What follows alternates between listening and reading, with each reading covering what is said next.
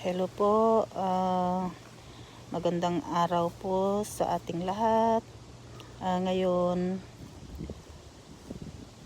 nagbubunot ng damo ang aking asawa para malinis. At dito, binunutan din niya kanina dito sa mga halaman namin, mga tinanim namin na mga ampalaya. Yan, ampalaya at saka itong mga maliliit pa iwinisik naming mga pichay.